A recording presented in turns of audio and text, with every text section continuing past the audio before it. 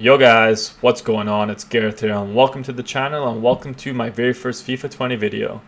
So in today's video we are going to be talking about the 4-4-2 formation. It's a formation I've been using now for the past 2 or 3 months and have been seeing some pretty good results with. Although for some of you my results may not be that impressive. I've been basically a constant Gold 1 player throughout FIFA 20. So I've been in the same boat as many of you guys have. But since switching to the 4-4-2 I've finally been able to hit Elite 3 a couple of times now. And just this past weekend league, we also hit Elite 2 for the very first time. So those guys who are still struggling to pass Gold 1, or you're trying to hit Gold 1, or whatever you're trying to hit, hopefully my formation guide can help some of you out. So as you can see on the screen here, this is the current team we're using. Now, it is a pretty good team, and there are some meta players in there, but I wouldn't say it's anything that special at this stage of FIFA. And especially when you compare it to most of my opponents I play this weekend league, I think most of you would choose my opponent's team over mine. But you know, it's not always about what players you have, it's about how you use them. And before we jump into the custom tactics here, I just want to explain to you why I like using the 4-4-2 and compare it to the 4-2-3-1, since I think it's what most people still are using. But at the moment, I think having 2 strikers is more crucial than just having 1. It just seems to flow a lot more better with like link-up play and stuff. I wish I had some gameplay for you guys, which I'll try to get in the near future. But there are a lot of instances where I get the ball to one of my strikers and just start passing between the 2 of them and literally go through a whole defense and create a goal scoring chance. And the next thing is the left mid and right mid, comparing it to the left cam and right cam. So in the 4-4-2, they just seem to be a lot more mobile, especially in that final third. They do make really good runs into the box, and again, this is just going to give you another chance, you know, to create an opportunity. Whereas in the 4-2-3-1, in that final third, they just seem to be a little bit more static and they tend to stay more wide.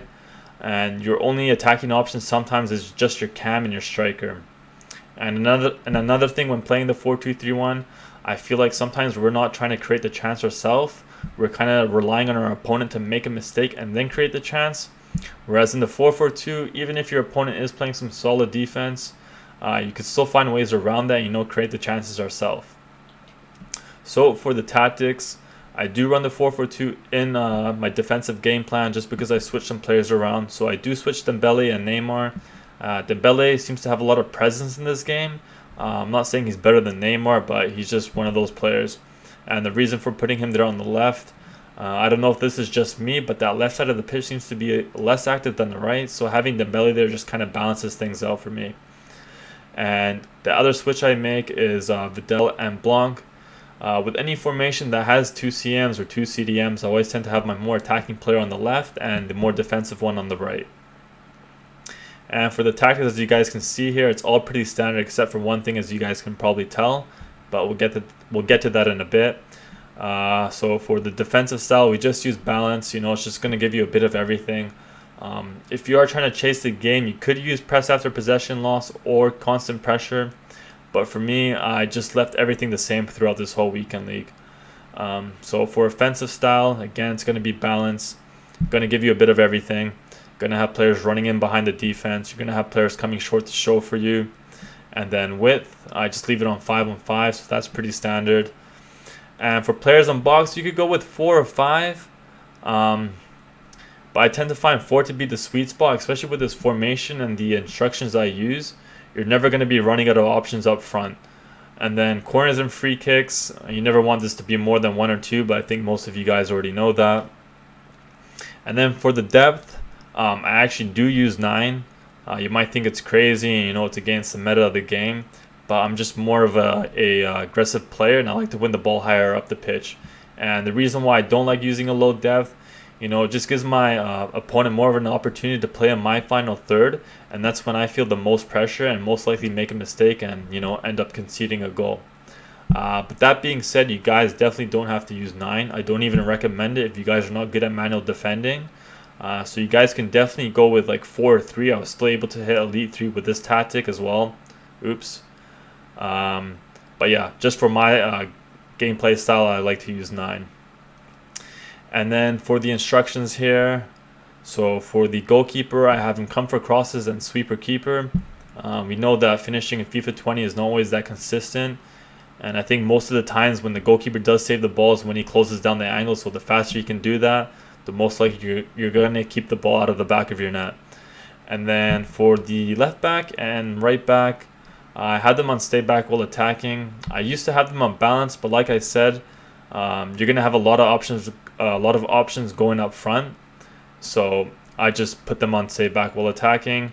The two CMs, your more attacking one, you're gonna have it on balance and cover center, whereas your more defensive one is gonna be stay back while attacking and cover center. So when going up front, the more attacking CM is going to make a lot of aggressive runs, and he kind of acts as like a CM. I'm sorry, not a CM, as a cam for you. So again, that just gives you another option up front. And then when you do lose the ball, preferably you want a CM who is a medium-high work rate, so he's always staying back for you, or like actually staying back, and he can slow down the counter attack, and that way it gives your other CM time to come back and also help it on the defense. And then for the left mid and right mid, I had them get in the box for cross. As I mentioned, they always make good runs into the box, and yeah, it's just another opportunity to score for you. And for the two strikers, before I explain the instructions, I just want to say these are going to be the most important players on the team, not just to score the goals, but they are crucial to your build-up play. So you're always going to be wanting to look for a pass to get it to one of those two. And for the instructions, as you guys can see, I had them on both on stay central and come back on defense. Obviously, they're not there to come back and defend. As I just mentioned, they're there so you can find a pass to them and, you know, start building up the play. I just found that like when having them like on balance here, they tend to stay too deep in your opponent's half, and I found it sometimes impossible, you know, to get the ball to them. So I think that having them come back on defense is best. But yeah, that's going to do it for my custom tactics and instructions and conclude up most of this video. So if you guys did enjoy the video, please leave a like. And if you guys are going to use this formation, please let me know how it works out for you in the comments down below. And one last thing, I will try to get some more gameplay for you guys in the near future. But if you do want to watch my gameplay for now, or just ask some questions or just have a chat, you guys can follow me over on my Twitch channel. I'll leave my link down below. But yeah, that's going to do it for this video. I'll see you guys in the next one. Peace.